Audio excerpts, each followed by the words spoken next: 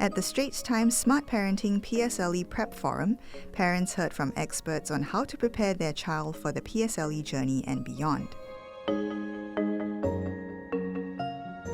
So every paper that you pick up for PSLE will have a mix of basic questions, intermediate questions, and advanced questions. And even what we call the difficult questions in mathematics, I just want to assure you, we don't have a paper full of hard questions to make your child fail. That's never our intent. It's really to help us assess and determine where the child is in terms of the level of mastery. What our markers look for is in terms of the demonstration of understanding of the concept. If you can show as far as possible that you understand the concept, you can show the steps that lead to it, even if your final answer is wrong, you will still get the marks for the method and the process. First thing, read the question.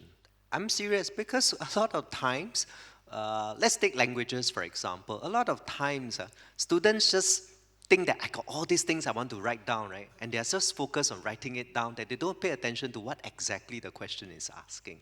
So as a result, you can have a beautiful essay or a beautiful paragraph written, but you get 0 because you're totally not answering the question. That happens in maths and science as well. The second part is about a bit of the practical exam skills. I find that students are very dependent on certain ways of doing their questions and papers. For example, in mathematics, there's a very heavy reliance on the calculator. To the extent that sometimes when they write an answer based on the calculator values, they don't check whether it's a meaningful value. So teach a child to have the habit of looking at the answer, looking at the question first, then look at the answer. Is it a reasonable answer?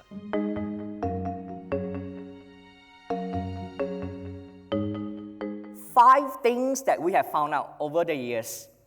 If you have them, the 5 abilities, you will do very well in mathematics. Ability to visualize, communication.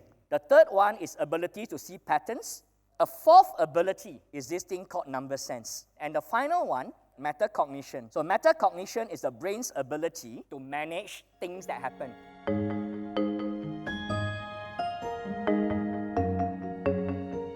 Today's system, not just about the banding, but the grades are given based on the standards achieved by the students at the exam. As long as you meet the standard, you get the grade, you get the score. It is no longer relative to other people. We were reviewing this already. And we wanted a system that roughly correlates with what we think our students can do or cannot do. So when we do AL1 to 8, you roughly think that AL1 to 4 should be for about 50% of students. All right? Many students are actually in the AL1 to 5 band.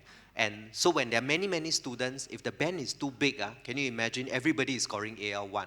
So you imagine a whole nation, everybody score AL1 for English, Maths, Science, and Mother Tongue. How do I do posting? All right? It means that you're going to have a system full of computerized balloting. Everybody is always balloting because everybody got the same score.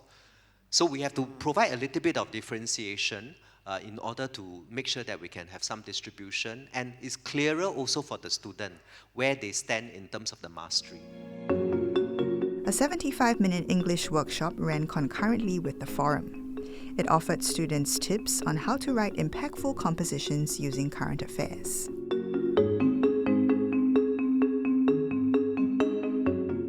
Start with something they can do, and then give them a target. And even better, let them make the decision that they are now ready to move on. That's my first advice. The second advice is really a lot of talking too. Do encourage them, do assure them that doing one's best is good enough. Just do your best. Outcome doesn't matter.